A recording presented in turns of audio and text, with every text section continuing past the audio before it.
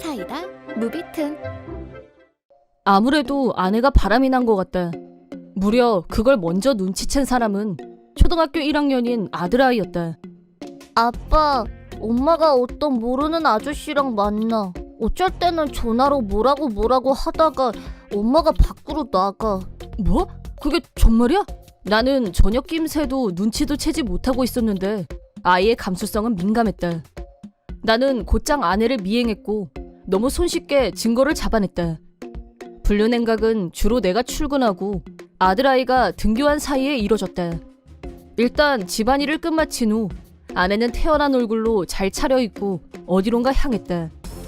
아내의 불륜을 확신한 후 혼자서 제대로 된 증거를 수집하는 건 한계가 있다고 판단했고 흥신소를 통해서 불륜남의 정체를 파악하기로 했다. 조사를 통해 드러난 불륜남의 정체는 아내가 1년 전에 그만둔 전 직장의 상사였다. 불륜남도 결혼한 유부남이었는데 지금은 기러기 아빠로 아파트에서 혼자 살고 있는 것 같았다. 흥신소가 잡아낸 증거 사진에는 두 사람이 마치 부부처럼 자연스럽게 아파트에서 걸어 나오는 모습, 둘이서 차 안에서 키스하는 사진까지 터나오는 장면들이 찍혀 있었다. 그때 아내는 오래 다녔던 회사를 육아에 전념하고 싶다는 이유로 그만두고 나왔는데 나는 그 말에 다른 뜻이 있을 거라고는 전혀 생각하지 못했었다. 직장을 그만둔 아내와 영업직으로 근무 시간에 외출이 가능한 불륜남은 낮 시간대를 이용해 아파트에서 밀회, 아내는 퇴사 후 이런 생활을 자그마치 1년이나 계속해온 것이었다. 아내의 불륜 행위 자체도 용서가 안 됐지만 불륜남과 미래를 즐기는 게 목적이었으면서 아들아이를 돌보기 위해서라며 아이를 내세워 자기 부정을 감추려고 했다는 게 더욱 용서가 안 됐다. 나는 당장이라도 아내와 갈라서고 싶었다. 이 일이 있기 전까지는 아내를 사랑했지만 지금은 불결하고 더럽다는 생각밖에는 들지 않았다.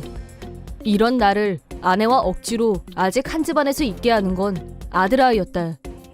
아들아이에게 있어서 아내는 하나뿐인 엄마였고 불륜을 저질렀다고 해도 여전히 엄마를 엄마로 대하고 있었다. 세상에서 가장 사랑하는 아들아이를 위해서라면 나는 무엇이라도 할 수 있었다. 하지만 과연 아내하고 화해하고 예전처럼 살 수 있을까? 나는 이미 아내를 전혀 사랑하지 않고 있었다. 다시 화해하고 잘 지내는 척 연기할 수도 있다. 하지만 아들아이가 원하는 게 과연 그런 걸까? 예전처럼 서로 진심으로 사랑하고 아끼는 사이가 되길 바랄 거다. 하지만 그건 절대 불가능했다. 그러나 이미 벌어진 틈을 완전하게 갈라지게 만든 건 역시 아내였다. 나 유미하고 3일 정도 여행 가기로 했거든? 유미라면 당신 대학 때 친구 말하는 거야? 응, 나 갔다 와도 되지? 그래. 유미라는 친구와 가는 여행이 아니라는 건 안 봐도 뻔한 일.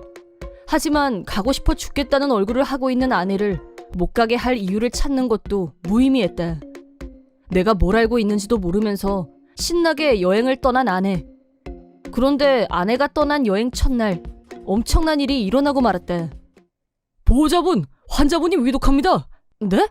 긴급 연락을 받고 병원으로 달려갔을 때 병으로 갑작스럽게 쓰러졌다는 장모님이 누워 계셨다. 장인은 아내가 어렸을 때 돌아가셨기 때문에 장모님은 아내의 유일한 혈육이었다. 나는 아내에게 라인으로 열심히 전화도 걸고 메시지도 보냈지만 무반응이었다. 대체 뭐라고 놀고 있길래.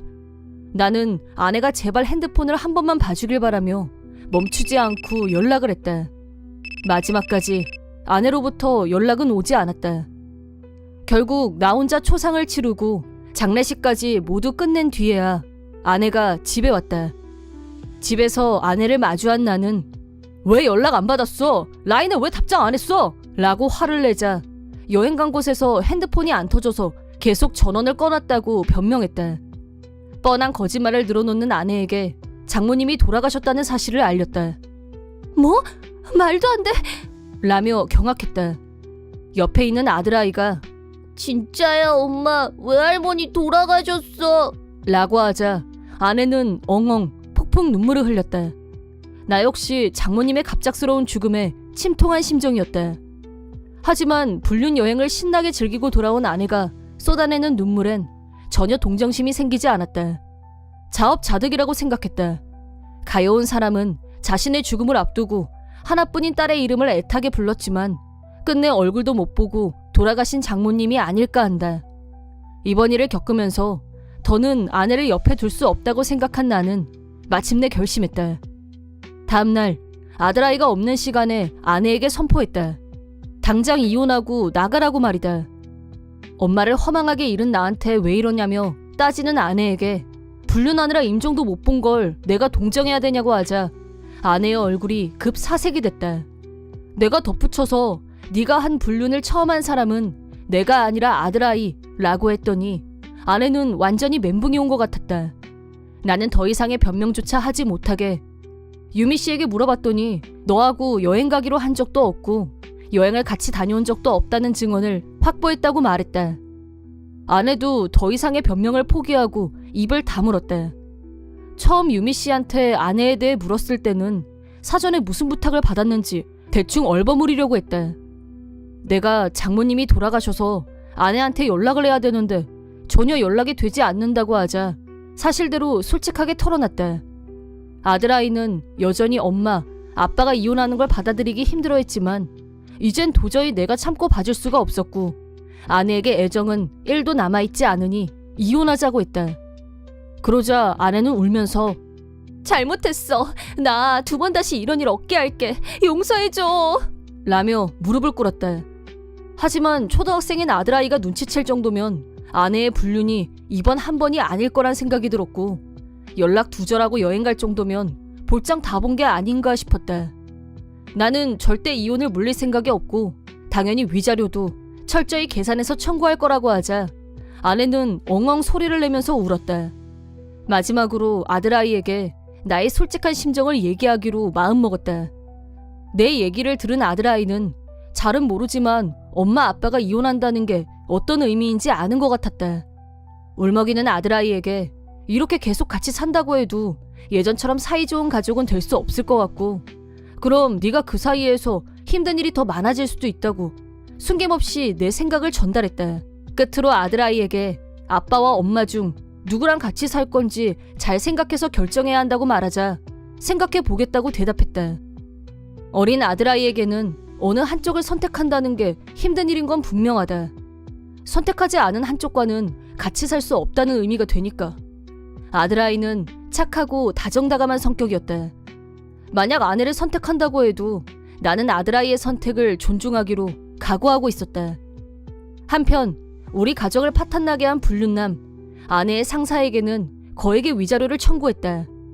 회사에도 내용 증명을 보냈기 때문에 불륜 관계가 탄로났을 뿐만 아니라 외부 영업을 간다고 하고 실제로는 아내와 미래를 가졌다는 게 밝혀지자 회사가 한바탕 뒤집어졌다. 불륜남은 즉시 해고됐고 불륜 기간 중에 급여 반납을 정식으로 청구받았다고 한다.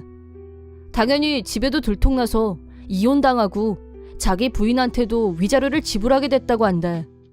아들아이가 할 말이 있다며 나를 불렀고 아들아이의 얘기를 들었는데 고민 끝에 나와 같이 살기로 결정했다고 말했다.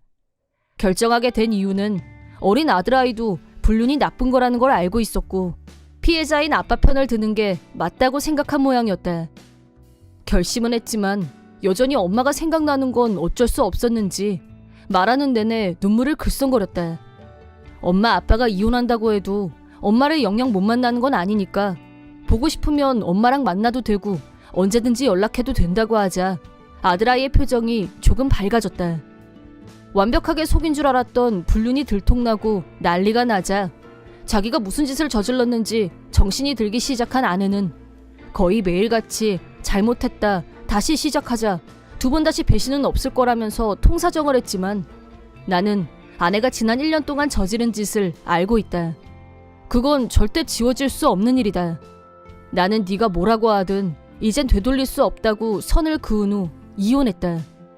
아들아이와도 얘기를 잘 끝냈기 때문에 나와 아들아이는 집에 남았고 아내는 돌아가신 장모님이 남긴 집으로 가겠다고 했다. 집 문제는 해결됐지만 회사도 그만뒀고 파트 근무라도 알아볼 수는 있겠지만 나한테 위자료, 불륜남 아내한테도 위자료를 내야 하기 때문에 최소 몇 년간은 틀림없이 고생하면서 살게 될 거다. 뭐에 미쳤는지 몰라도 당장 눈앞에 있는 유혹을 떨치지 못하고 불륜을 택한 아내를 동정할 생각은 없다. 이번 영상은 어떠셨나요? 재밌게 보셨다면 구독, 좋아요에 댓글까지 달아주시면 감사하겠습니다. 그럼 다음 영상에서 만나요.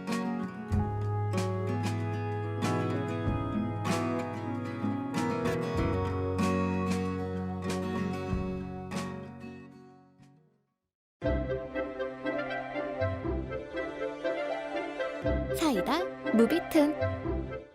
내 이름은 정상인.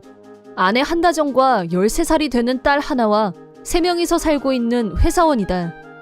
아내, 딸아이와 화목하고 평화로운 가정을 이루고 있지만 실은 딸아이는 전처 사이에 낳은 아이이고 아내와는 유전적 관계가 없다. 이런 복잡한 관계가 이루어진 시발점은 전처의 배신이었다. 25살 때 전처 이상자와 결혼한 나는 다음 해에 딸아이 하나가 태어나고 아빠가 됐다. 전처는 딸아이가 태어났는데도 불구하고 육아에 관심이 없었고 딸아이를 나 아니면 장모님한테 맡기고 혼자서 외출하는 날이 많았다. 원래부터 전처의 자유분방한 성격을 다 알고 결혼한 거였고 그때는 하나가 너무 예뻐서 정신이 온통 딸아이한테만 몰려있어서 다른 건 생각할 새도 없었다. 아내가 어딜 가건 크게 신경 쓰지 않고 넘어갔던 것 같다. 지금 생각해보면 그때 내가 너무 방관했던 게 이혼을 하게 된 원인 중 하나였던 것 같단 생각도 든다. 그러다 딸아이가 3살이 됐을 무렵 전처는 외박하는 날이 잦아졌고 둔감하던 나도 아내의 불륜을 의심하게 이르렀다. 하지만 직장과 육아, 거기에 집안일까지 너무 바빴던 나는 불륜 증거를 잡으러 다닐 여유라고는 전혀 없었다. 아내의 불륜을 묵인할 수밖에 없었던 시기를 보내고 있던 어느 날 퇴근하고 집에 들어갔는데 전처가 짐을 싸고 있었다. 뭐 하는 거냐고 묻자 나 하나 데리고 이 집에서 나갈 거야. 이혼해! 라고 했다. 시겁, 황당, 완전히 멘붕이 온 상태에서 계속 전처의 공격이 들어왔다. 수입도 그렇고 장래성도 그 남자가 위야. 라고 하더니 전처는 딸아이를 데리고 집에서 나가려고 했다. 내가 하나는 절대 안 돼! 바람난 여자한테 친권이 가당키나 해? 라고 저지했지만 아내는 나를 무시하고 집 앞에 대기 중이던 불륜남의 차에 올라타더니 어디론가 사라졌다. 다음날 바로 변호사를 찾아가서 이혼 소송을 준비하는 것과 동시에 딸아이의 친권에 대해서도 상담을 받기로 했다. 한편 장인 장모에게 자초지종을 설명하자 두 분은 나한테 사과했다. 부탁인데 문제를 너무 크게 하지는 말았으면 좋겠네. 위자료라면 원하는 대로 주겠네. 라고 회유했다. 장인은 세간의 시선을 의식하는 사람이었고 자기 딸이 불륜녀에 이혼녀가 됐다는 사실이 주변에 알려지는 걸 최대한 막으려고 했다. 단순한 이혼이 아니라 어린 딸을 버리고 다른 남자와 재혼했다는 게 알려지면 자기 체면이 깎인다면서 절대 딸아이의 친권을 양보할 수 없다고 나섰다. 변호사의 의견을 들어보니 친권 싸움에서는 보편적으로 엄마 쪽이 유리한 게 사실이기 때문에 법정 다툼을 시작하면 장기전이 될 거라고 했다. 그렇게 되면 가장 큰 피해를 입는 건 딸아이라는 생각이 들었고 나는 피눈물을 삼키며 친권을 포기했다. 장인은 위자료로 1억이라는 거금을 직접 입금했다. 나는 전처와 살던 아파트에서 다른 곳으로 이사를 했다. 혼자서 살게 된 나는 단 하루도 딸아이를 잊은 적이 없었다. 이혼 조건으로 딸아이와 자유롭게 면회할 수 있는 권리를 얻어낸 나는 쉬는 날마다 딸아이와 함께 하루 온종일 같이 보냈다. 그 덕분에 딸아이와 나 사이에 어색한 거리감 같은 건 없었다. 딸아이는 같이 살 때와 마찬가지로 나를 잘 따랐다. 이혼 후 2년 정도가 지난 어느 날 딸아이와 만나고 헤어질 시간이 돼서 집 앞까지 데려다 줬는데 나 집에 가기 싫어. 라고 딸아이가 작은 소리로 말했다. 집에서 무슨 안 좋은 일이라도 있었냐? 라고 묻자 딸아이는 하더니 입을 다물었다. 이대로 집에 들여보낼 수는 없다고 생각한 나는 전처에게 연락했고 그날은 딸아이를 우리 집에 데리고 가서 재웠다. 다음날 딸아이를 다시 전처한테 데려다 주러 갔는데 전처가 나오더니 할 얘기가 있다고 했다. 전처 얘기를 들으려고 가까운 카페에 들어갔는데 전처가 난데없이 하나 교육비를 좀 늘려줘. 부탁이야. 라고 돈 얘기를 했다. 이유가 뭐냐고 묻자 재혼할 때만 해도 불륜남은 대기업에 다니고 있었는데 최근에 직장을 그만뒀다는 거였다. 문제는 불륜남은 재취업할 생각이 없었고 전처가 알바를 몇 개씩 하면서 겨우겨우 생활을 하고 있다고 했다. 전처가 알바를 하는 시간에 딸아이는 집에 누워서 게임만 하고 있는 불륜남과 단 둘이서만 있었고 딸아이가 집에 가기 싫다고 한 이유도 거기에 있었다는 걸 알게 됐다. 사정을 다 듣고 난 후 내 딸을 그런 환경에서 지내게 그냥 둘 순 없어 라고 하자 전처는 말 잘했어. 나도 더 이상 하나 키우는 거 버거워 라고 하면서 단번에 친권을 포기하겠다고 했다. 이때를 놓칠세라 신속하게 친권을 넘겨받았고 드디어 딸아이와 둘이서 살게 됐다. 그리고 3년 후 현재의 아내 한다정과 사내 연애를 통해 결혼하게 됐고 그렇게 딸아이와 3명이서 새롭게 가족이 됐다. 아내는 전처와는 정반대였다. 전업주부로 집안일과 육아를 완벽하게 해내는 슈퍼우먼이었다. 딸아이도 마치 친딸처럼 사랑으로 대했고 학교 행사에도 적극적으로 참여했다. 그런 아내의 진심이 통했는지 딸아이도 새엄마를 엄마로 인정했다. 딸아이가 졸업과 입학을 앞두고 있을 무렵 그때까지 단 한 번도 딸아이를 찾지 않았던 전처가 딸아이의 초등학교 졸업식에 갑자기 나타났다. 전처는 살이 많이 빠졌고 아픈 사람처럼 앙상하게 변해 있었는데 얼굴은 별로 달라지지 않아서 금세 알아봤다. 교문 앞에서 몸을 살짝 숨기고 두리번거리고 있는 걸 발견한 나는 여긴 뭐하러 왔어? 라고 따졌다. 그러자 전처는 나 이혼했어. 그러니까 하나 돌려줘. 라고 황당 발언을 했다. 말 같지도 않은 소리였고 나는 전처에게 당장 돌아가라고 했다. 그때 아무것도 모르고 딸아이와 아내가 내 쪽으로 걸어오고 있는 게 보였다. 전처가 온 걸 알아챈 딸아이는 허! 라고 탄식했다. 전처는 하나야, 너 정말 많이 컸다. 그동안 엄마가 찾아오지 못해서 미안해. 엄마랑 다시 같이 살자. 라고 했다. 그 말을 들은 딸아이는 얼굴색 하나 바뀌지 않고 내 엄마는 바로 이분이야. 라면서 아내의 손을 잡았다. 그리고 내가 왜 옛날 엄마랑 같이 살아? 나한테는 지금 가족이 제일 소중해. 라고 말한 후 전처를 향해 환하게 웃어 보였다. 아내는 눈물을 흘리며 하나야 고마워 라고 말했다. 궁지에 몰린 전처는 하나야 너 왜 그래? 널 낳은 사람은 나야. 너 친엄마를 이렇게 무시해도 되니? 라면서 난리를 치길래 가족 외에는 함부로 졸업식장에 들어오면 안 되는 거 알지? 경비원 불러야 갈래? 라고 경고의 눈빛을 전처에게 쏘아줬다. 전처는 말도 안 돼. 내가 낳았잖아. 라고 마지막 발악을 한 후 돌아갔다. 그리고 며칠 후 전처한테서 전화가 왔다. 지난번에는 내가 좀 흥분했던 것 같아. 미안해요. 하나한테 갖고 싶은 거 없는지 좀 물어봐줘. 내가 입학 선물을 주고 싶어서 그래. 라고 마치 엄마처럼 굴길래 내가 그럴 필요도 그럴 자격도 없어. 다시는 연락하지 마. 그게 최선이야. 라고 말하고 전화를 끊었다. 그 후 공통된 지인을 통해 들은 말에 의하면 그동안 전처는 자기 혼자 벌어서 불륜남을 계속 먹여 살렸는데 그 불륜남이 다른 여자가 생겨서 집을 나갔다는 거였다. 이혼하고 혼자 남으니 쓸쓸하고 허전하고 갑자기 딸아이를 찾아왔던 게 아닌가 싶다. 이혼하고 끝난 게 아니라 불륜남의 빚을 떠안고 있는 형편이라서 사는 게 어렵다는 말도 들었다. 그래서 딸아이를 생각해냈고 주변에 전 남편한테 양육비 받아내려면 애를 데려와야지 라고 말하고 다녔다고 한다. 자기 먹고 살겠다고 딸아이를 돈벌이 수단으로 이용하려고 하다니 역시 구제불능 인간 말종.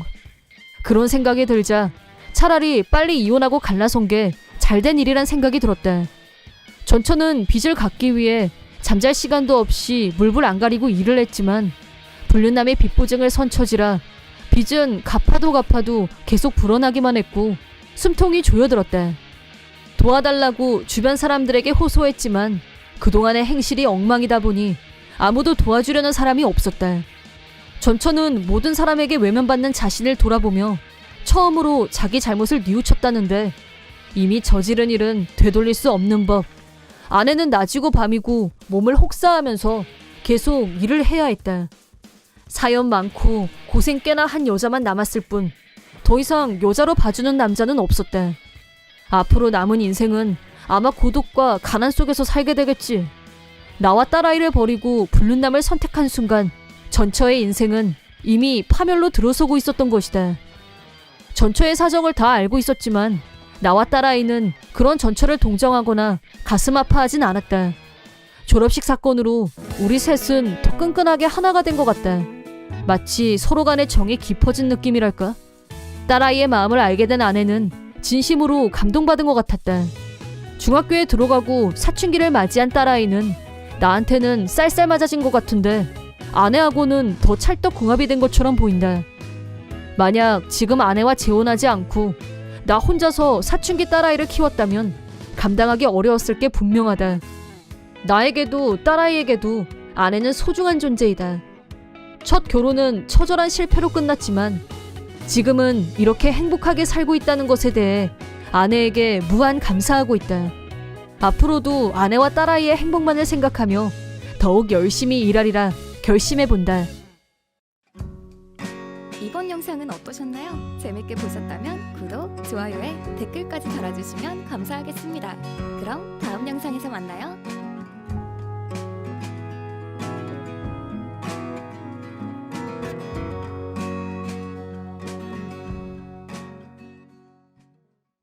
내 이름은 나승리.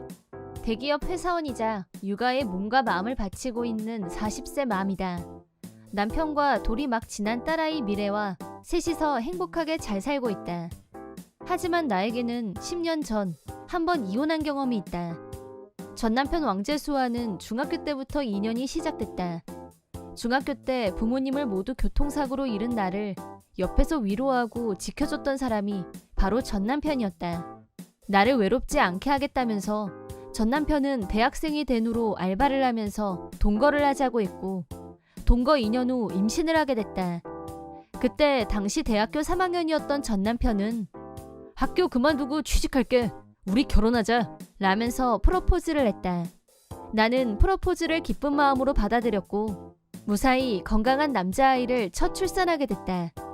대학을 그만두면서 대형 광고회사에 입사하고 싶었던 꿈은 접었지만 대신 전 남편은 소규모의 광고회사에서 일하게 됐다.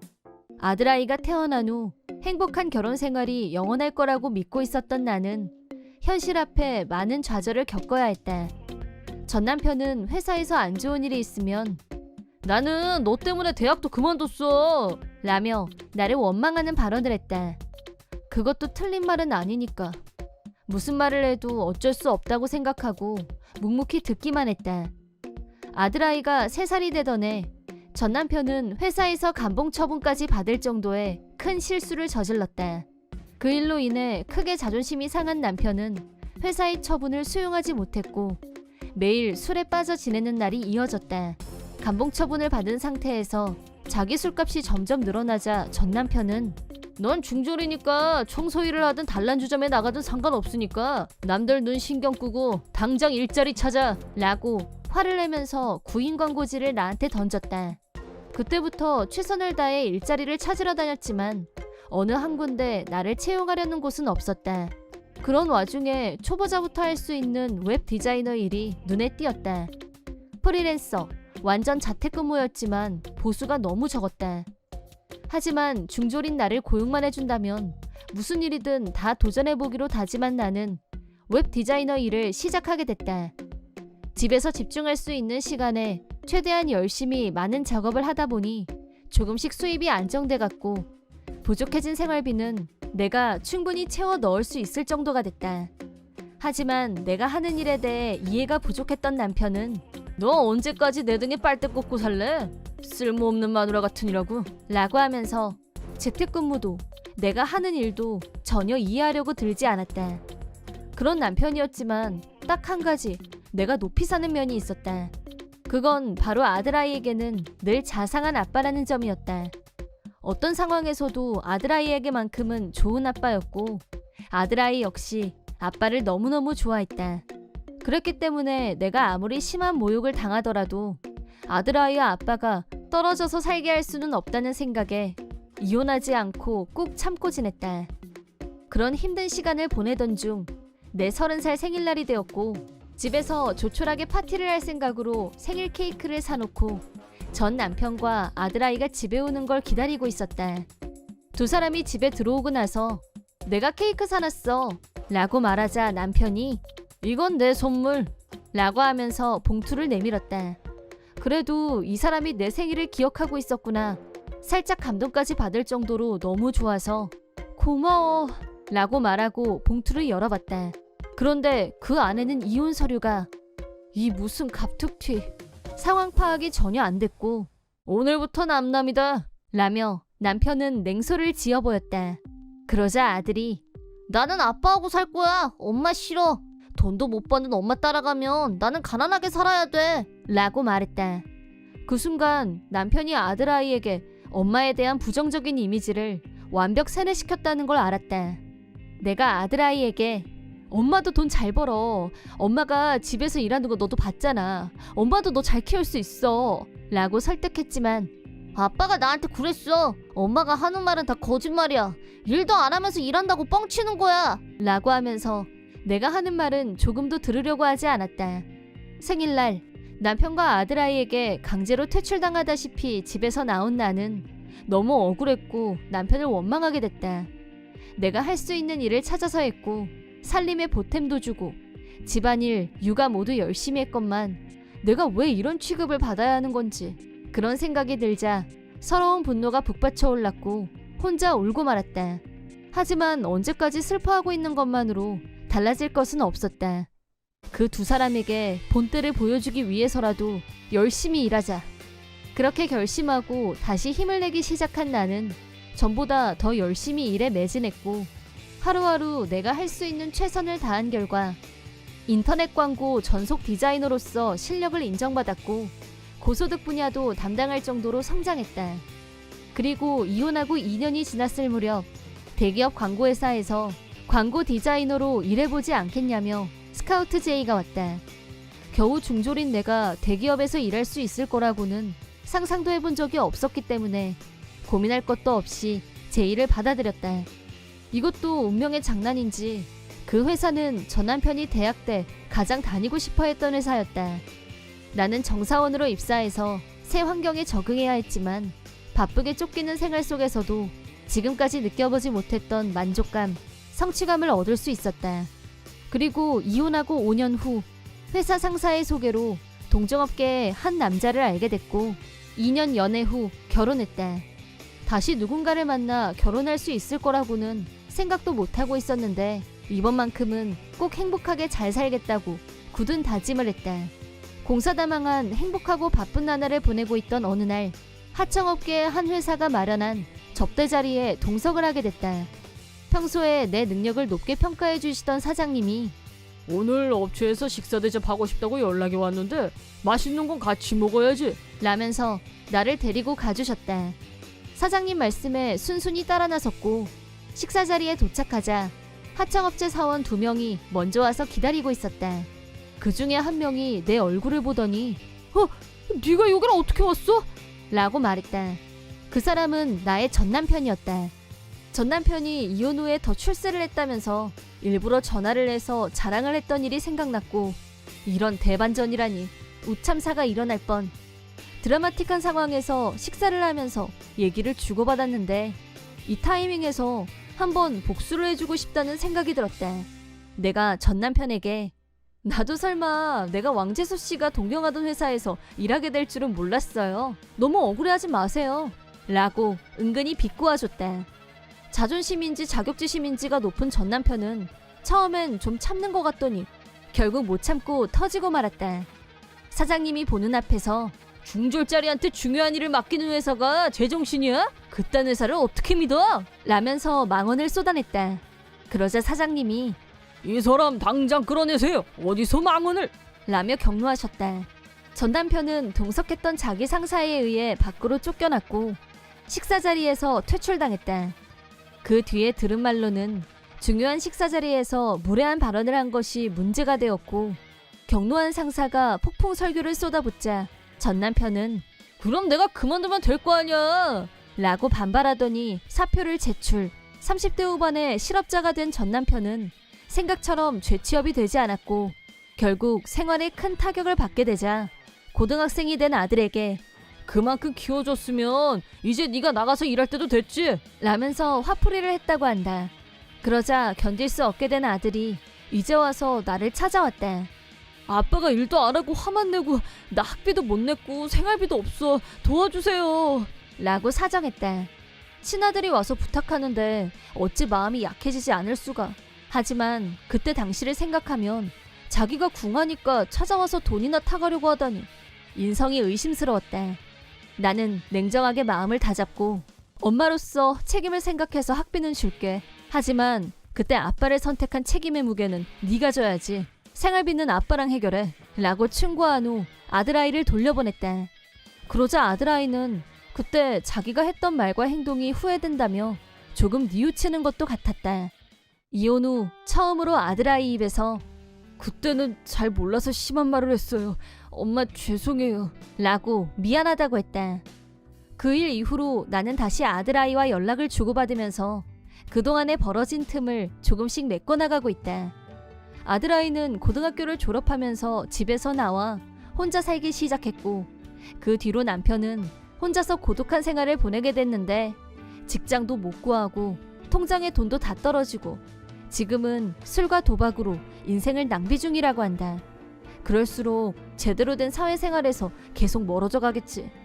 한편 나는 재혼 후 38살이란 나이에 임신을 하게 됐다. 나이도 있고 해서 아이는 반포기 상태였는데 남편과 나는 너무 기쁜 나머지 울고 말았다. 그리고 40이 된 지금 남편 아이와 함께 행복하게 잘 살고 있다. 과거에 아픔이 있었기에 지금의 행복이 있는 거라고 믿고 있는 나는 앞으로도 지금의 행복에 감사하면서 소중하게 지켜나가겠다고 다짐해본다. 그때 당시 초등학교 5학년이었던 나는 집이 이사를 하면서 다른 학교로 전학을 갔고 새 학교에 다니게 됐다. 새 담임 선생님도 좋은 분이었고 친구도 쉽게 사귀어서 즐겁게 학교에 다닐 수 있었다. 나는 나이 차이가 아주 많이 나는 누나와 형이 있는데 나이 차이 탓인지 집안에서 나는 귀염둥이 그 이상 사랑을 독차지하며 자랐다. 그런 나에게도 비록 초딩이지만 고민거리가 있었다. 그건 왕진상이라는 아이 때문이었는데 왕진상은 같은 반 남자아이였다. 왕진상은 우리 반에서 가장 문제아였고 남자애들의 리더격인 불량그룹 보스쯤 됐다. 하필 그런 애한테 내가 찍힌 거였는지 자주 공격받는 대상이 됐었다. 더구나 그 이유가 우리 엄마였기 때문에 나의 분노지수도 상당했다. 야 노사나, 너네 엄마가 아니라 완전 할머니라며? 너네 엄마 48살이라던데? 엄마라고 하지 말고 할머니라고 해. 우리 엄마는 아직도 32살이야. 왕진상 말처럼 우리 엄마는 30대 후반에 나를 낳아서 나이가 많다. 고령 출산에 늦둥이가 나다. 우연한 기회에 우리 엄마 나이를 알게 된 왕진상은 그날 이후로 우리 엄마를 두고 엄마가 아니라 할머니라며 툭하면 놀려댔다. 왕진상은 자기 엄마 나이가 젊은 게 무슨 자랑이라도 됐는지 나한테만 그런 게 아니라 다른 애들한테도 엄마 나이를 물어서 자기가 위라는 걸 확인했다. 반 애들 중에선 우리 엄마가 제일 나이가 많았기 때문에 왕진상이 보기엔 그게 웃겨서 죽을 만큼 통쾌했던 모양이다. 이에 질세라 나는 왕진상이 까불 때마다 우리 엄마 욕하지 마 라고 세게 나갔지만 왕진상은 네가 아무리 화를 내봐야 늙은 엄마가 갑자기 젊어질 것 같냐? 바보 라면서 나를 비웃었다. 하지만 나는 누가 뭐래도 우리 가족이 너무 좋았고 늘 나를 사랑으로 대해주는 엄마가 나이가 많다고 해서 부끄럽다고 생각한 적도 없었다. 하지만 엄마가 이 사실을 알면 속상해할까봐 내가 학교에서 놀림을 받는다는 말은 절대 할 수 없었다. 그러던 어느 날 참관 수업 가정통신문이 한 장씩 배포됐다. 그걸 받자마자 왕진상은 마치 먹잇감을 발견한 하이에나처럼 희죽희죽 웃으면서 나한테 다가오더니 야, 참관 수업날 니네 엄마도 학교 오는 거 맞지? 라고 비웃으며 말했다. 물론 엄마가 학교에 왔으면 하는 마음이었지만 만약에 엄마가 오면 왕진상이 허튼 소리를 할 게 뻔히 예상됐다. 엄마가 걱정이 된 나는 왕진상이 하는 말에 아무 대답도 할 수 없었다. 나는 그 가정통신문을 꾸깃꾸깃 구겨서 가방에 쑤셔넣고 집으로 갔는데 도저히 엄마한테 줄 수가 없었다. 그러는 사이 참관 수업일은 점점 가까워져 왔고 매일 아침 등교하기가 무섭게 왕진상은 나한테 와서 빨리 참관 수업일 왔으면 좋겠다. 니네 엄마 진짜 보고 싶다. 라면서 비웃었대. 하지만 가정통신문을 보여주지 않았으니까 엄마가 학교에 오는 일은 없을 거다. 당일날 엄마가 안 오면 안 온 대로 왕진상이 그냥 넘어갈 거라고는 생각하지 않았지만 엄마가 이상한 말을 듣는 것보다는 낫다고 생각했다. 드디어 참관 수업 당일 왕진상은 아침부터 기분이 좋아 보였다. 야, 너네 할머니 오늘 오는 거 맞지? 완전 기대된다. 니네 할머니랑은 비교가 안 될 텐데. 우리 엄마 완전 젊거든. 너 보면 현타 올걸? 라고 떠들어댔지만 나는 제대로 듣지도 않았다. 잠시 후 선생님이 들어오셔서 평소처럼 수업이 시작됐는데 갑자기 교실이 술렁거리기 시작했다. 우와, 저 아줌마 누구 엄마야? 너무 예쁘다. 얼짱 누나랑 형도 같이 왔어. 대박. 라고 애들이 수선을 떨길래 무심코 뒤를 돌아다 봤더니 엄마와 형, 누나가 나란히 교실 뒤에 서 있는 게 눈에 들어왔다. 엄마는 나와 눈이 마주치자 활짝 웃으면서 힘내라고 눈으로 말하는 것처럼 느껴졌고 작게 손을 흔들며 응원을 보내왔다. 순간 나는 엄마가 어떻게 왔지? 너무 놀라서 정신이 없었다. 엄마가 나한테 손을 흔드는 걸 본 반 애들은 우리 엄마가 누군지 다들 눈치로 알게 됐고 그러자 교실 여기저기에서 노산안에 엄마네 예쁘다, 세련됐다 하는 말이 들려왔다. 선생님이 어수선한 분위기를 수습하며 수업에 집중하자며 반 아이들의 주의를 환기시켜서 평상시처럼 수업을 마쳤다. 드디어 쉬는 시간이 됐고 나는 부끄럽기도 하고 기쁘기도 하고 한없이 복잡한 마음으로 엄마와 누나, 형에게 갔다. 내가 참관 수업에 관한 얘기를 전혀 안 했는데 대체 어떻게 알고 다들 왔는지 궁금했는데 알고 보니 누나가 청소를 하다가 내가 엄마한테 들키지 않으려고 쓰레기통에 버려버린 참관 수업 가정통신문을 발견한 모양이었다. 엄마가 부끄럽다고 생각했던 건 절대 아니었지만 결과적으로 내가 그 사실을 숨긴 건 분명했기 때문에 야단을 맞을까봐 걱정돼서 고개를 푹 숙였다. 너 집중력이 너무 좋더라? 기특한 우리 아들. 라면서 웃는 엄마를 보니 나도 기분이 좋아졌다. 이번 사태에서 빼놓을 수 없는 1인 왕진상이 화난 얼굴로 오더니 너 가짜 엄마 데리고 왔지? 저거 니네 엄마 아니지? 라고 근거 없는 말을 하길래 우리 엄마가 맞다고 똑바로 알려줬다. 뒤에서 다 듣고 있던 엄마가 내 말에 고개를 끄덕이자 왕진상은 얼굴이 시뻘개져서 너네 엄마는 할머니야, 못생긴 할머니 어쩌고, 우리 엄마보다 10살도 넘게 늙었는데 말도 안 돼 저쩌고, 말 같지도 않은 말을 하면서 혼자서 난리. 한편으로 생각하면 왕진상이 현타가 온 것도 이해가 되긴 했다. 우리 엄마는 패션 회사를 경영하고 있어서 그런지 직업 특성상 패션 센스도 뛰어나고 실제 나이는 48이지만 훨씬 젊어 보였다. 대체 왜 온 식구가 출동했는진 모르겠지만 형하고 누나는 쌍둥이였고 엄마 회사의 모델로 활동 중이었다. 내가 보기에도 오늘도 역시 세련되고 멋진 모습이었고 셋이 모여있으니 블링블링 뿜뿜이었다. 자세히 보니 입술을 꼭 깨물고 분해하는 왕진상 옆에 어떤 아줌마가 서 있었는데 후줄근한 다 낡은 운동복 차림, 맨 얼굴에 푸석푸석해 보이는 노란색 염색머리, 참관 수업에 어울리지 않아 보였다. 궁금증이 발동한 나는 저분이 왕진상 니네 엄마야?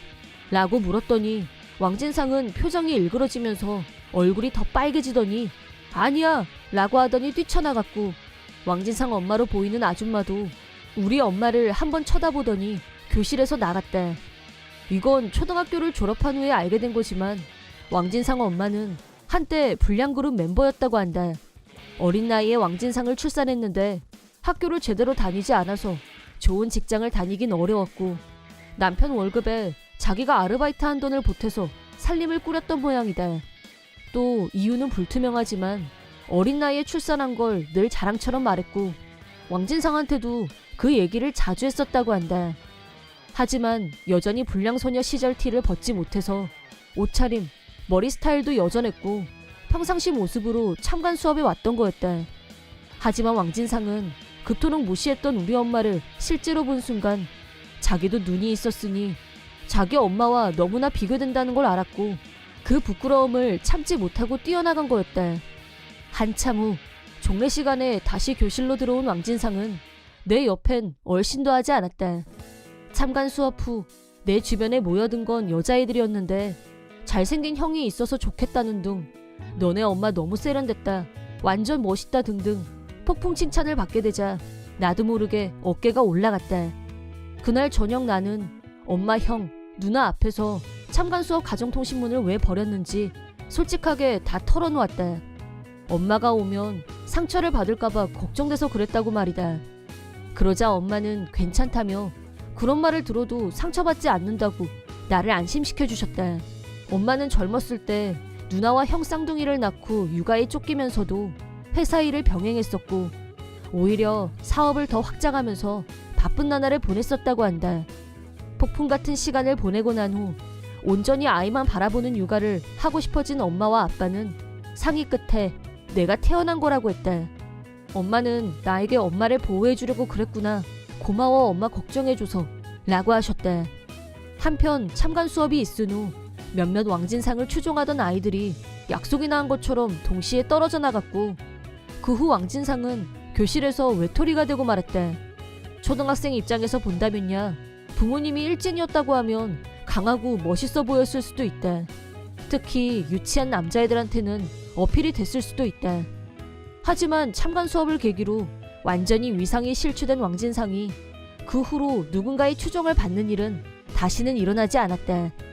세월이 흘러 나도 어른이 되었고 지금은 에너지 넘치는 아이들과 현명한 아내와 함께 행복한 나날을 보내고 있다. 초등학교 5학년 참관 수업은 지금 생각해도 멋진 반전을 날린 통쾌한 기억으로 아직도 선명하게 남아있다. 우리 애들이 초등학교에 들어가게 되면 나도 아이들이 자랑스러워하는 아빠가 될 수 있도록 노력해야겠다는 생각이 든다. 내 이름은 도양인. 아내 가정이와 결혼해서 주택을 구입했다. 우리 집은 일종의 오더메이드였다. 1년 정도에 걸쳐서 우리 부부가 원하는 걸 말하고 건축회사에서 그걸 반영하는 시기였다. 그리하여 넓고 쾌적한 주방과 반려견을 키울 수 있는 정원이 딸린 주택이 완성됐다. 아내는 처음 새하얗게 빛나는 우리 집을 본 순간 꼭 웨딩드레스를 입은 것처럼 어쩜 저렇게 구김살 하나 없이 새하얗고 예쁠까? 라고 감탄하며 만족해했다. 웨딩드레스를 예로 들은 건 아마도 우리가 아직 신혼이었고 결혼식 기억이 여전히 선명해서가 아니었을까 싶다. 우리가 결혼한 지 딱 1년이 되는 때였으니까. 그 말을 들으니 나도 저절로 미소가 지어졌다. 꼭 꿈꾸는 것 같다. 이렇게 멋진 집에서 살 수 있게 되다니 말이야. 하지만 불행하게도 웨딩드레스처럼 아름다운 집에서 산 시간은 얼마 되지 않았다.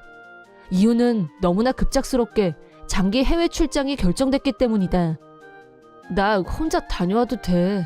저녁을 먹으며 아내에게 미안한 마음으로 말했다. 모처럼 내 집이 생겼는데 이 집에서 나 근무 마치고 올 때까지 기다리고 있어. 싫어. 난 당신 따라갈 거야. 떨어져서 지내고 싶지 않아. 그래. 장기라곤 해도 3개월 예상하고 있으니까. 아직 애도 없고 같이 해외 가서 바람 좀 쐬고 올까? 응. 나는 아내를 데리고 해외 출장을 가기로 결정했다. 아직 우리 집에서 살고 있다는 실감도 나기 전이었다. 짐도 반밖에 풀지 못했었다. 당장 쓸 물건이 아닌 것들은 여전히 박스 속에 있었다. 미련이 없는 건 아니었지만 당분간 집은 친구에게 빌려주고 관리를 맡기기로 했다. 하지만 너무 급작스럽게 출장 일정이 잡히는 바람에 집을 맡길 적임자를 찾는 것도 어려웠고 그냥 비워두는 쪽으로 가닥을 잡았다. 장기 해외 출장은 처음이라 사전 준비며 인수인계 등 눈코 뜰 새 없이 바쁜 시간을 보냈다.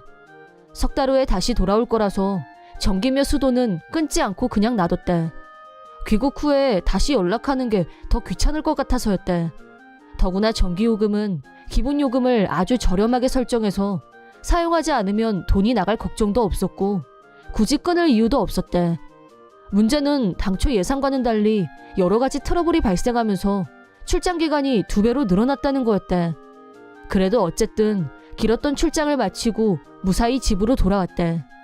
나와 아내는 캐리어를 끌고 설레는 마음으로 집으로 향했다. 동네 사람들한테 다시 입주 인사를 해야 될 것 같아. 아내가 허탈하게 웃었고 나도 따라 웃었다. 이 집에서 며칠 살지도 않았는데 인사는 2번 하게 생겼네. 이 선물 마음에 들어하면 좋겠다. 우리는 잡다한 얘기를 하며 즐거운 마음으로 걸음을 옮겼다. 이 골목에서 한 번만 꺾어지면 곧 우리 집이다. 에? 집이 어디 갔지? 나는 심하게 동요했고 눈만 계속 깜빡였다. 아내도 멘붕이 오긴 마찬가지였다. 뭐지? 집이 어디로 간 거야? 집에 발이 달린 것도 아니고 이 골목이 아니었나? 머릿속은 대혼란이었고 눈앞에 있는 지저분하고 꾀재재한 집을 계속 보고 있었다. 잘 보니 디자인이 닮아 있었다. 아니야, 완전히 똑같은 것 같아. 크게 달라진 거라면 하얗던 벽이 지저분한 회색으로 변했다는 거. 반려견을 키울 예정이었던 아담한 정원은 쓰레기가 산처럼 쌓여 있었고 파리가 우글우글, 악취가 말도 못하게 진동했다. 지저분해진 벽은 누가 더럽히기로 작정하고 일부러 쓰레기를 던져서 저렇게 만든 게 분명했다. 우리는 집 주변을 계속 돌아봤다. 여기가 맞는지 확인하기 위해서였다. 그럼 이 집이 맞는 거 확실하지? 그런 거 같아. 이미 멘붕이었지만 회색으로 변한 집으로 한 걸음 더 다가간 순간 망치로 얻어맞은 듯한 충격을 받았다. 근데 왜 집안에 전기가 켜져 있어? 커튼 사이로 빛이 새어나왔고 인기척도 느껴졌다. 그리고 주차장에는 본 적도 없는 경차가 한 대 서 있었다. 현관문 앞까지 간 우리는 일단 초인종을 눌러보기로 했다. 띵동 하는 소리가 났고 잠시 후 집안에서 사람이 나왔다. 나가요. 불쾌한 표정으로 중년 여자가 안에서 나왔다. 전혀 모르는 사람이었다. 당신들 뭐해요? 그건 제가 물을 말입니다. 여긴 우리 집입니다. 집주인이구나. 여자가 큰 소리로 말하자 안에서 중년 남자가 나왔다. 뭐야? 우리 집에 볼 일이 있어? 말은 똑바로 합시다. 이 집주인은 나하고 제 아내예요. 왜 남의 집에 멋대로 들어와 있는 겁니까? 아, 이 집 댁들이 지었구나. 집이 괜찮아. 땡큐 땡큐. 그거 선물이야? 고맙습니다. 그러더니 덥석 선물이 들어있는 종이백을 채갔다. 목리? 당신들 이 집 관리할 사람 찾고 있었지? 맞지? 1년 전쯤에 그 얘기를 어디서 들었는데 우리가 서로 면식이 없잖아. 그래서 나한테 부탁하기 힘들 것 같아서 우리가 배려 차원에서 살아준 거야. 그러더니 종이백에 들어있던 선물용 간식을 입에 넣고 우걱거렸다. 내가 마침 입이 궁금했는데 센스 인정. 도저히 얘기가 통하지 않았다. 내가 파악한 건 이 중년 남녀는 부부이고 함부로 남의 집에 들어와서 제 집처럼 살고 있었다는 거였다.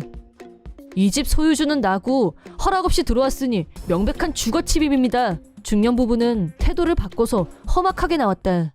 내가 허락 없이 들어왔다고 누가 그래? 그래, 우린 그런 사람들 아니야. 집에 사람이 안 살면 금방 무너지는 거 몰라? 우리가 살면서 집을 관리한 거야. 그것도 벌써 몇 달씩이나 살았으니까 우리 집이나 마찬가지지. 동네 사람들한테 물어봐. 이게 누구 집인지. 아마 우리 부부 집이라고 할걸? 내일부터 우리 부모님들도 올라오실 예정이니까 그렇게 알아. 방도 많아서 넷이서 살아도 집이 넉넉해 아주. 이런 어이없는 일은 처음이었다. 뭐? 부모님과 동거? 대체 그게 지금 말이 된다고 생각해? 아내가 내 팔을 잡아당겼고 돌아보니 고개를 옆으로 흔들면서 나를 말렸다. 얘기해봤자 시간 낭비이니 그만하라는 신호였다. 우리는 경찰서로 방향을 수정. 경찰한테 이 기막힌 상황을 설명했다. 저기요, 우리가 해외 출장을 갔다 왔더니 처음 보는 어떤 부부가 우리 집을 훔쳐서 살고 있더라고요. 경찰관도 뜨악한 얼굴로 나를 봤다. 네? 집을 훔쳐서 살아요? 네, 말 그대로입니다. 집을 도둑 맞았어요. 아마 이런 일은 거의 없는 일이 아닐까 싶다. 나도 너무 어처구니가 없어서 뭐라고 설명해야 할지 난감했다. 내용을 상세하게 설명하자 경찰관도 상황을 이해하게 된 것 같았다. 신분증을 보여주고 내 주소가 그 집으로 되어 있는 걸 증명했다. 그 다음 경찰차를 타고 우리 집으로 다시 갔다. 경찰은 우리 집이며 집 도둑 부부의 물건으로 보이는 것들을 촬영했다. 커튼 틈으로 바깥 광경을 훔쳐보고 있던 집 도둑 부부는 겁을 먹고 뒷문으로 도주를 시도했다. 경찰은 노련한 솜씨로 도주를 저지하고 불법 주거 침입 현행범들을 즉각 체포했다. 경찰관은 이렇게 말했다. 집안을 확인해 주시기 바랍니다. 몇 개월 만에 어렵게 들어간 우리 집인데 그만 비명을 지르고 말했다. 정원이 쓰레기장으로 변한 건 이미 확인했었지만 거실도 주방도 온통 천지사방이 모두 쓰레기로 덮여 있었다. 바퀴벌레, 파리 소굴로 변한 처참한 광경, 악취 진동, 폐허 수준으로 망가져 있었다. 이게 진짜 우리 집이라고? 말도 안 돼. 어느 공포영화에 나오는 집보다 몇 배는 더 리얼했다. 이건 너무 심해서 방송 불가 수준.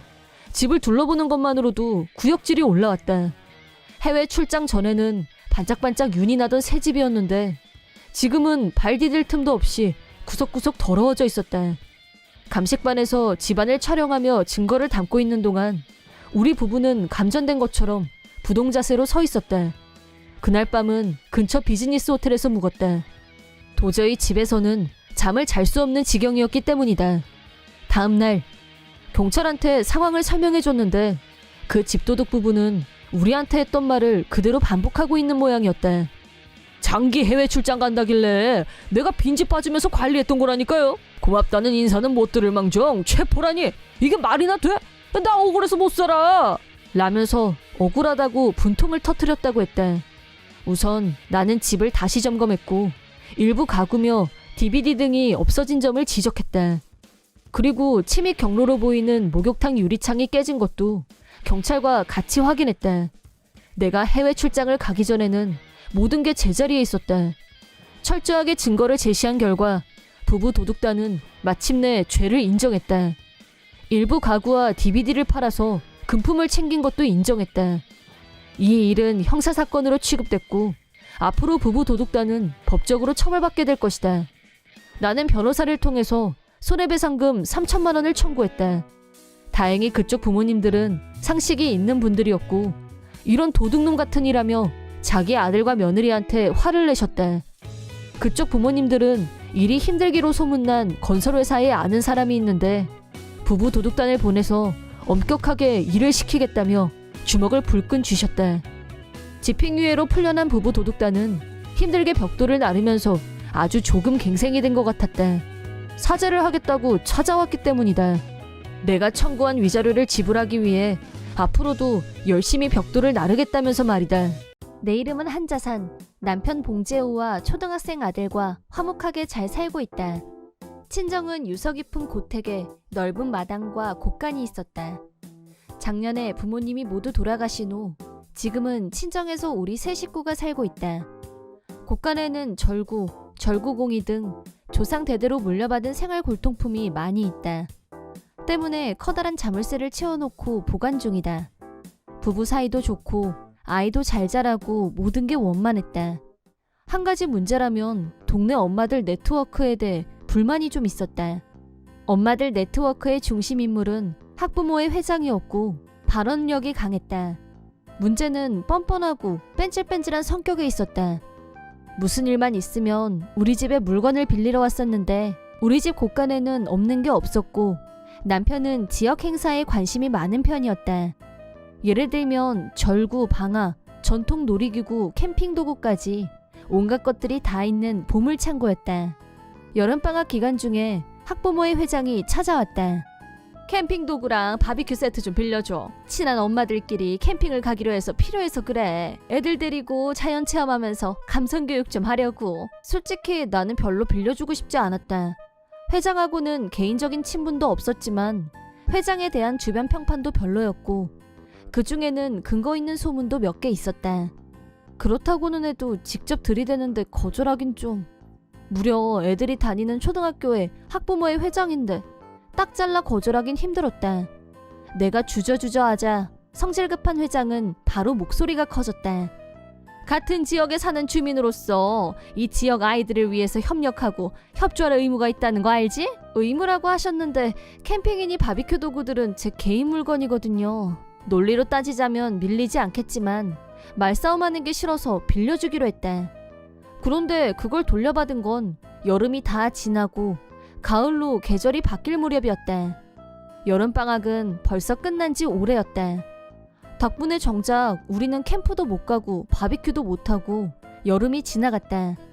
회장은 바빠서 아니면 짐이 많아서 다음에라고 요리조리 핑계를 대면서 물건을 돌려주지 않았다. 겨우겨우 캠핑 도구와 바비큐 세트를 돌려받은 후 경악하고 말았다. 너덜너덜 꼬질꼬질 완전 헌것이 되어 있었다. 빌려줄 당시에는 거의 신제품이었는데 이럴 수가. 어떻게 이렇게 될 수가 있지? 특히 심각했던 건 텐트, 태워먹은 자국까지 있었다. 까맣게 그을러진 정도로 봤을 때 초근거리에서 바비큐를 했다는 추측이 가능했다. 더 화가 났던 건 텐트 바닥에 뚫린 구멍들, 빼박 담뱃불로 지진 흔적이었다. 누군지는 모르겠지만 텐트 안에서 담배를 피우다 쟤를 떨어뜨린 게 분명했다. 화가 난 나는 확인한 즉시 회장한테 따지러 쫓아갔다. 빌려간 지가 언젠데 이제야 돌려주며, 더구나 물건 상태가 그게 뭐예요? 특히 텐트는 완전 못 쓰게 됐잖아요. 아, 그거? 나야말로 개당황했거든? 어떻게 그런 걸 빌려줄 수가 있어? 남들 앞에서 펼치기가 부끄럽더라. 뭐요? 그거 처음부터 그랬다니까. 완전 고물. 아니거든요? 아니라는 증거 있어? 처음부터 완전 고물이었다니까. 내 말이 틀렸어? 증거도 없이 무조건 남 탓하면 안 되지. 이 일을 계기로 나와 회장은 완전히 등을 돌리게 됐다. 그런데도 회장은 아쉬우면 뭐 빌려달라고 찾아왔지만 나는 딱 잘라 거절했다.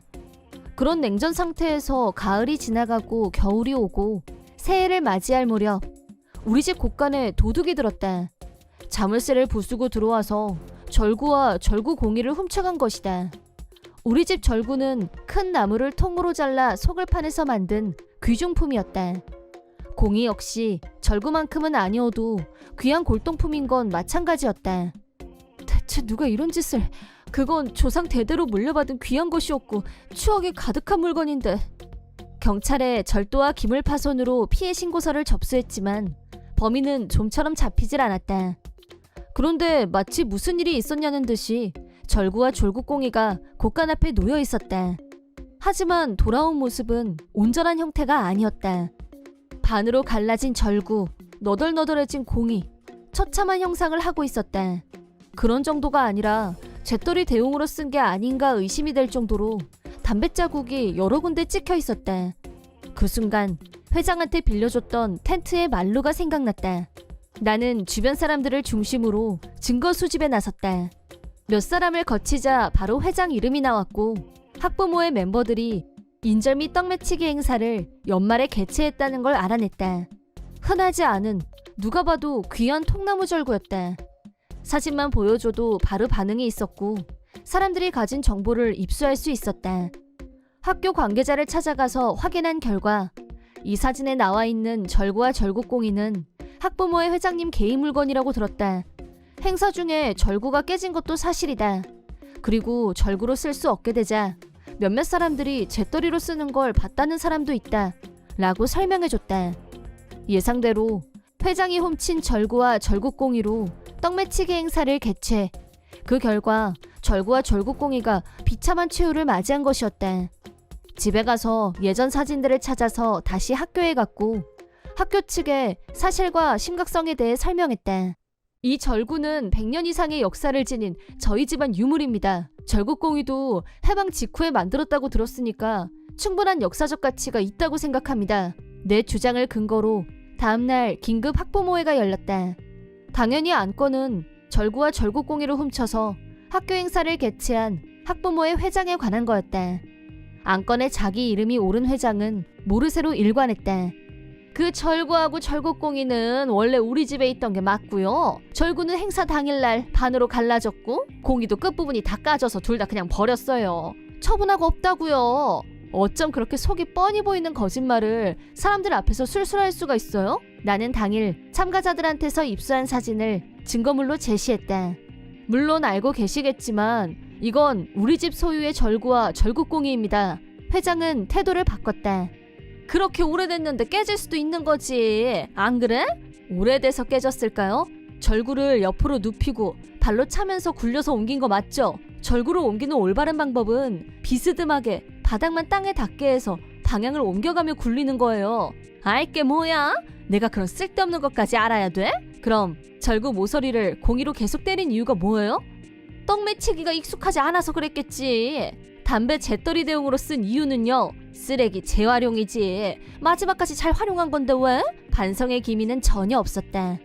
인절미 떡매치기 행사에 참가한 사람 말을 들어보니 절구가 반으로 갈라진 건 계단 위에서 발로 걷어차서 바닥에 굴러 떨어졌을 때라고 했대. 그런 짓을 하고도 아무렇지도 않게 어머라고 하면서 회장이 깔깔 웃었다고 들었대. 다 낡아서 제대로 쓸 수 없는 절구를 가져다 학부모회가 개최한 공식 행사에 사용해줬으면 오히려 영광으로 생각해야 되는 거 아니야? 도저히 상식적인 대화가 통하지 않았고 회의는 종결됐다. 나의 다음 선택은 당연히 경찰에 호소하는 거였다. 피해 신고서도 접수했고 변상을 요구하기로 했다. 아마도 회장은 그게 별거 아닌 물건으로 생각하고 있는 게 분명했다. 절구와 절구꽁이를 인터넷에서 산다면 저렴한 가격으로 얼마든지 구입이 가능하다. 그리고 대부분은 오래 쓴 물건은 가치가 떨어진다. 고가인 자동차도 마찬가지이고 그게 일반적이다. 어쩌면 돈으로 배상한다고 해도 10만 원 안팎으로 생각했을지도 모른다.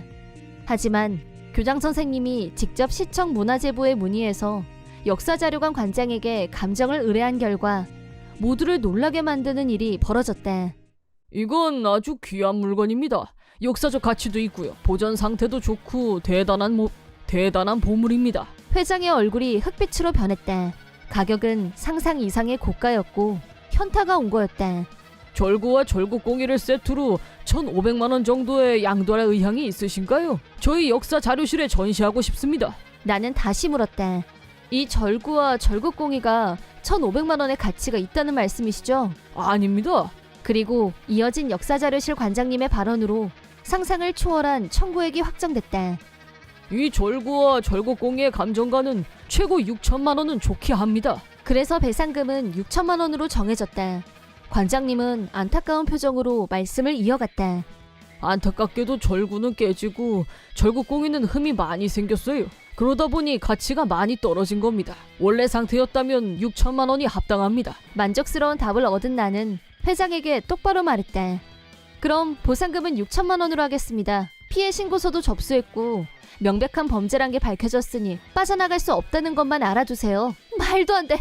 내가 그래 훔친 건 맞는데 나 혼자가 아니라 다른 엄마들도 같이 한 건데.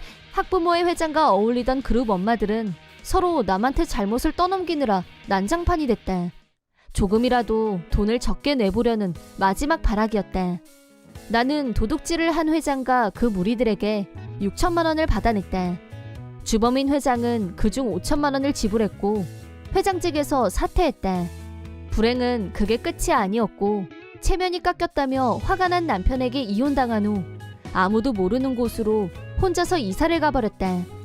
항상 한 무리의 사람들을 끌고 다니던 손버릇 나쁜 회장이 혼자가 되다니 그 자체가 벌이지. 얼마 후 우리 세 식구는 역사 자료실에 전시되어 있는 절구와 절구꽁이를 보러 갔다. 부모님과 조부모님과의 추억이 있는 물건을 이렇게 특별한 곳에서 보게 되다니 감회가 새로웠다. 내 이름은 어부진. 아내 한진자와 딸 예신과 셋이서 사는 회사원이다. 주변에서 보면 평범한 가족으로 보일지 몰라도 사실 나와 딸아이는 피 한 방울 섞이지 않았다. 아내의 전남편이 친부이고 나는 계부이다.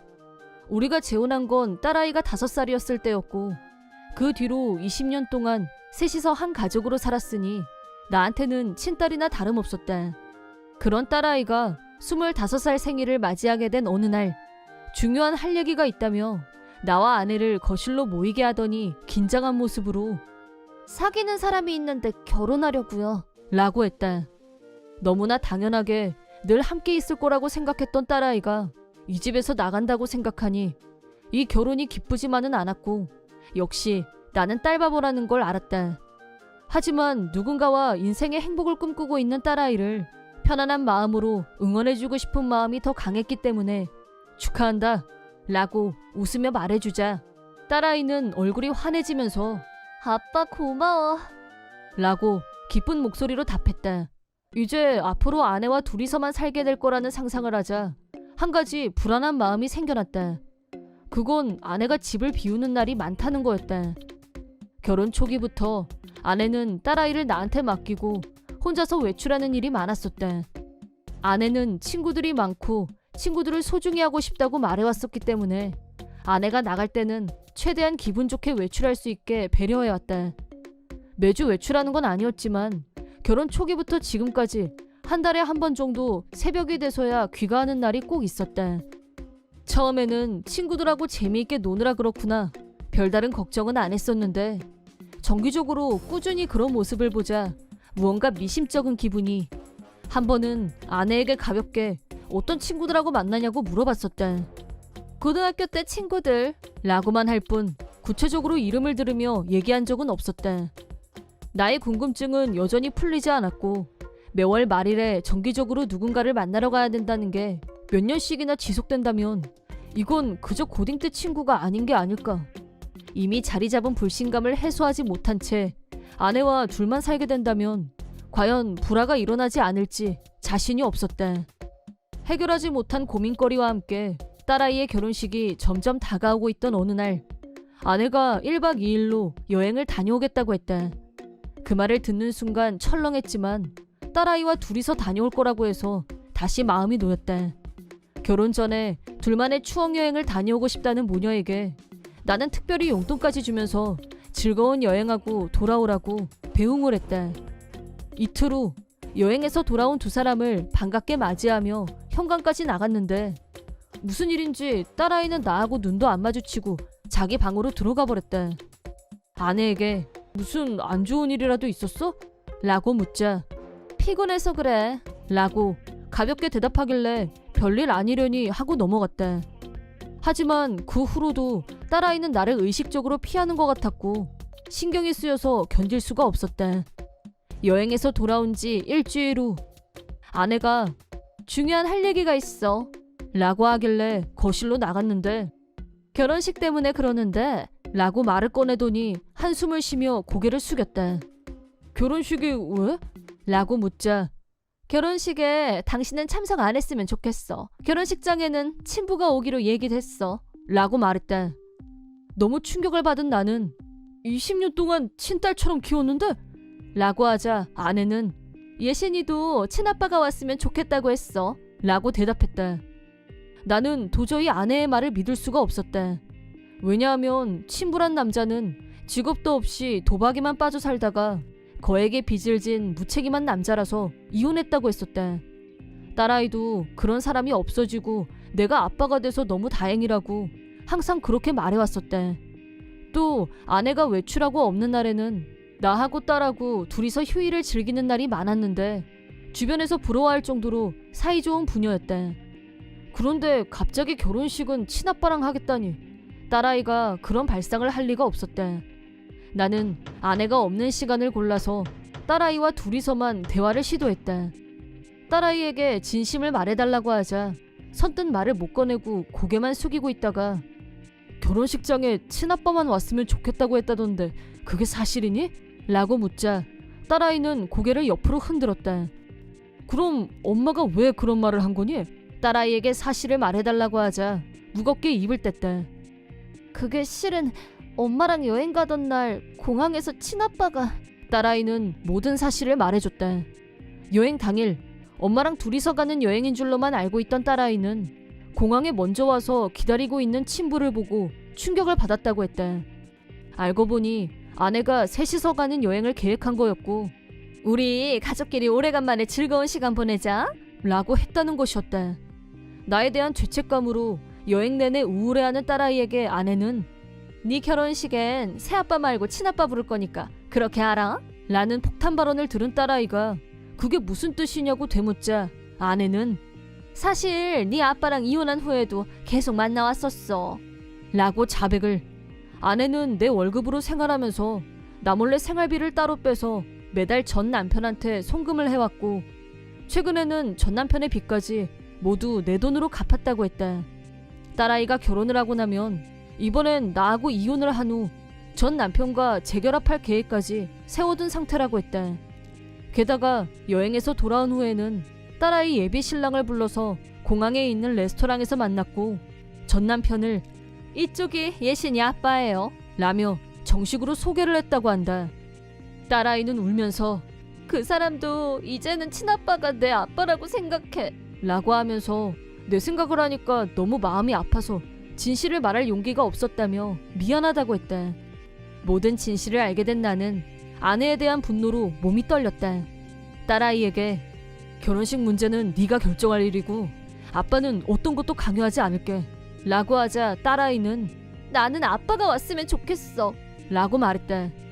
물론 나도 딸아이의 결혼식에 가고 싶은 마음은 굴뚝 같았지만 자칫 결혼식장에서 막장 분위기가 연출되면 그 피해는 딸아이에게 갈 것이고 식장에서 파혼이라도 당하면 어쩌나 하는 걱정에 내 입장만 내세울 수는 없었다. 딸아이의 결정을 존중하며 기다린 지 일주일째. 나는 딸아이의 말을 근거로 흥신소를 찾아갔고 아내의 불륜 증거를 찾아서 이혼할 결심을 굳혔다. 이혼 준비를 하는 동안 시간은 순식간에 흘러갔고 딸아이의 결혼식이 3일 앞으로 다가왔다. 중요한 얘기가 있으니 거실에서 보자고 아내를 불렀는데 딸아이가 나도 두 분한테 할 얘기가 있어요. 라며 같이 얘기를 하자고 했다. 네가 먼저 얘기해. 라고 하자 딸아이는 진지한 눈빛으로 아내를 바라보면서 엄마는 내 결혼식에 안 왔으면 좋겠어. 라고 단언. 아내는 깜짝 놀라면서 너 제정신이니? 나 너 친엄마야. 라고 흥분했지만 딸아이는 나는 아빠가 꼭 결혼식에 왔으면 좋겠어. 우리 아빠를 배신하는 사람은 부르고 싶지 않아. 아내를 배신자로 정의 내렸고 자기 의사를 분명히 밝혔다. 얘 좀 봐. 라며 목소리를 떠는 아내에게 쉴 틈을 주지 않고 전격적으로 이혼 서류를 내밀었다. 나도 조사할 만큼 했어. 당신 처음부터 전 남편 빚 갚을 목적으로 나랑 결혼했던 거 맞지?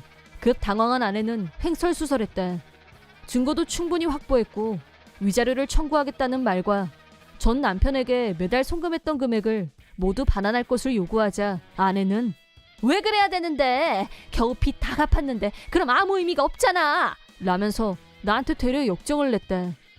대화 불능을 감지한 나는 짐 챙겨서 나가줘. 전 남편한테 가면 되겠네. 마침내 아내를 집에서 쫓아냈다. 3일 후 물론 결혼식장에서 아내의 모습을 볼 수 없었고 가족 테이블에는 내 자리만 준비되어 있었다. 딸아이 설명을 들어보니 예비 신랑에게 사실대로 말하자 네가 아빠라고 생각하는 분이 오시면 그걸로 충분하지 않을까? 라며 딸아이를 이해해줬다고 한다. 예쁜 신부의 모습으로 변신한 딸아이를 보니 지난 20년이 떠올라서 눈물이 멈추지 않았다. 그 후 아내 없이 나 혼자 살게 됐지만 딸아이 부부가 자주 놀러와서 외롭지 않았다. 나와 이혼 후 전 남편과 재결합한 전 아내는 위자료와 전 남편한테 빼돌렸던 돈을 갚느라 생활이 어려웠고 여전히 한 직장에서 오래 버티지 못하는 전 남편 때문에 본인이 생계를 책임져야 하는 처지가 됐다. 딱 한 번 나한테 전화를 해서는 다시 전업주부 생활로 돌아가고 싶어. 라며 나한테 용서를 비는 듯한 말을 했지만 이제 나하고는 상관없는 일이야. 현재 남편하고 상의해. 라고 하고 전화를 끊자 그 뒤로는 전화가 걸려오지 않았다. 소문을 듣자 하니 전 아내는 재결합한 전 남편과 또 이혼을 했는데 이혼 후 남은 건 빚밖에 없는 처지라 뼈가 부서지도록 일을 하고 있다나 뭐라나. 한편 딸아이가 첫 아이를 출산했고 나에게는 첫 손주가 생겼다. 손주를 생각해서라도 건강하게 오래 살아야겠다는 생각에 스포츠센터에 등록을 했다. 앞으로 나를 아빠로 선택해준 딸아이와 사랑스러운 손주를 위해서 더욱 열심히 살아야겠다고 다짐해본다. 우리 가족은 얼마 전 이 동네로 이사를 오게 됐다. 이사를 하게 된 이유는 장모님의 건강이 안 좋아진 점, 장인어른이 돌아가시고 혼자 계신 게 걱정이 돼서 가까운 곳에 살면서 친정엄마를 챙기고 싶다는 아내의 소망 때문이었다. 그뿐 아니라 장모님은 결혼 얘기가 나왔을 때부터 나를 친자식처럼 여겨주셨던 분이라 나도 흔쾌히 동의했다. 직장 문제도 바로 윗상사가 우연히 이 지역 출신이어서 아는 사람이 있는 회사에 소개해준 덕분에 이사 가기 전에 면접을 거쳐서 무사히 채용이 됐고 곧바로 출근하게 됐다.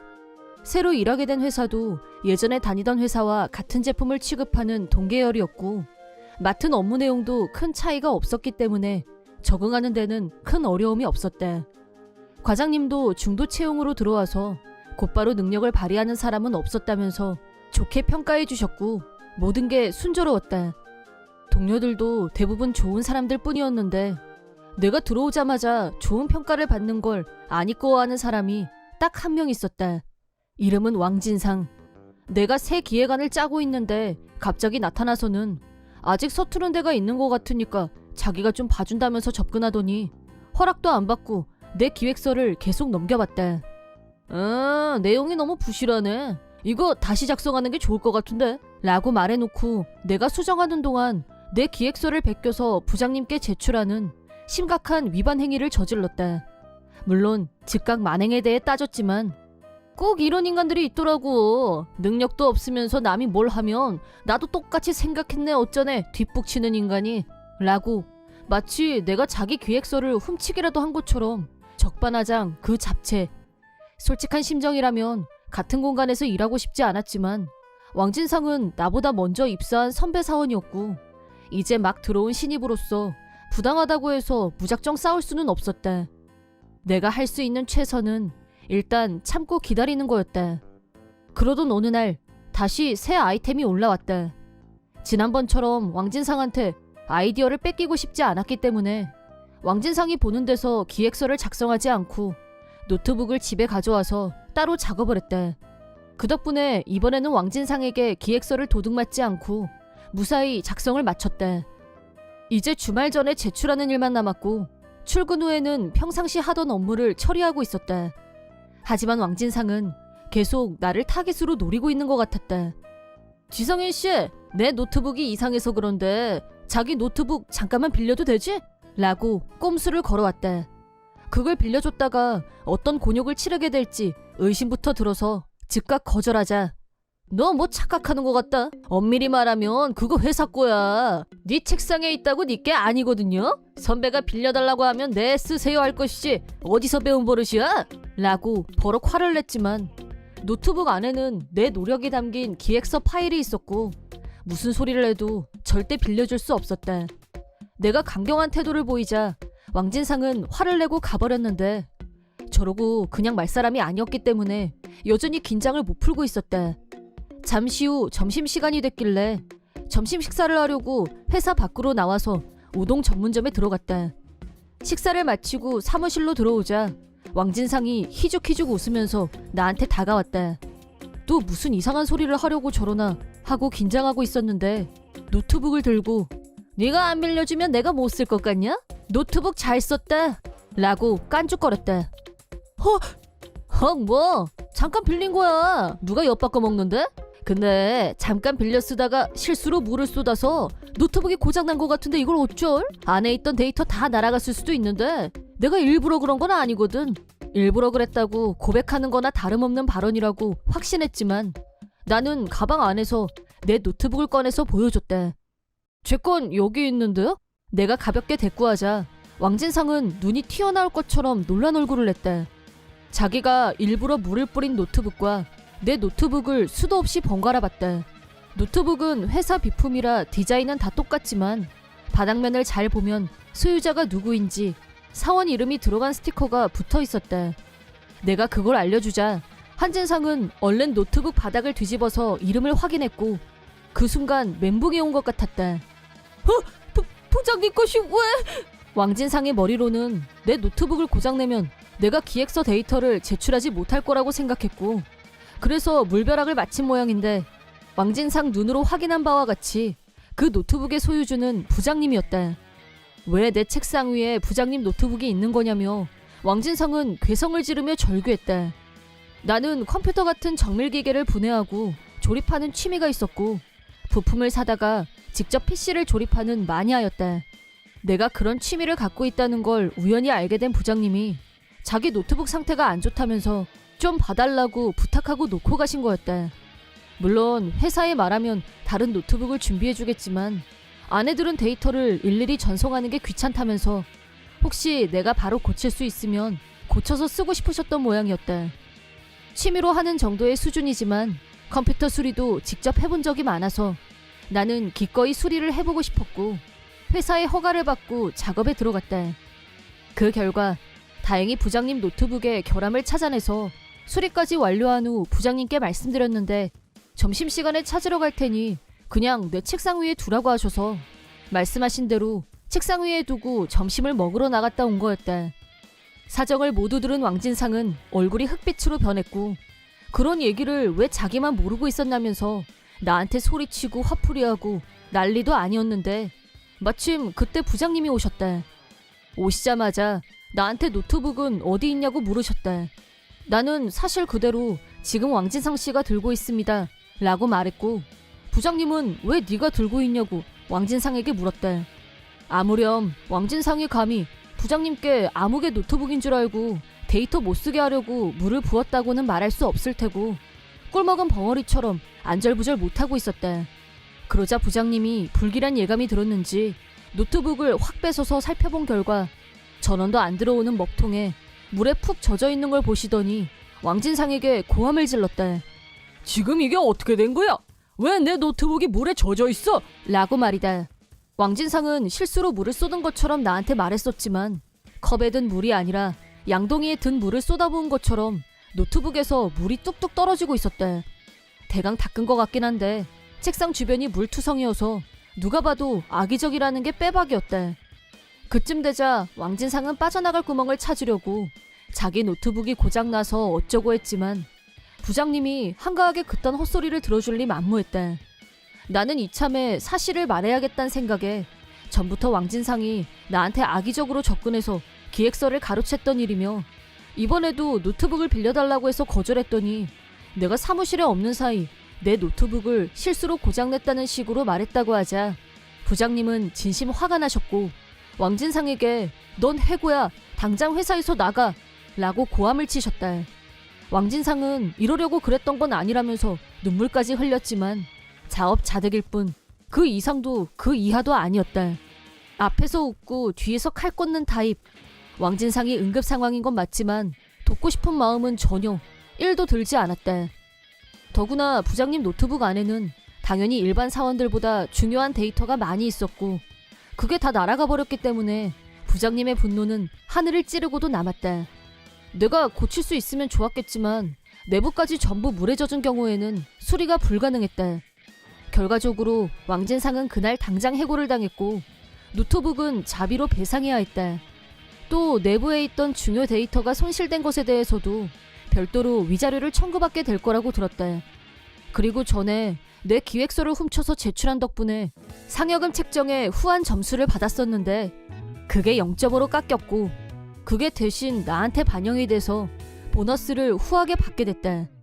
부장님 노트북은 결국 사용할 수 없게 됐지만 천만다행으로 내가 부장님 노트북을 다 고친 후에 문제없이 작동하는 걸 같이 확인해준 동료가 있어서 부장님은 내가 잘못이 없다는 것도 아셨고 내 노고에 대해 고맙다고 인사까지 하셨다. 얄팍한 꾀를 부리다 이런 불경기에 해고를 당하게 된 왕진상은 동종업계에 이번 일이 빠르게 소문이 나면서 왕진상 이름이 같이 알려지는 바람에 이 분야에서 재취업은 기대하기 어려웠다. 그래서 겨우 찾은 새 일자리는 편의점 야간 알바였다. 안타까운 인생이다.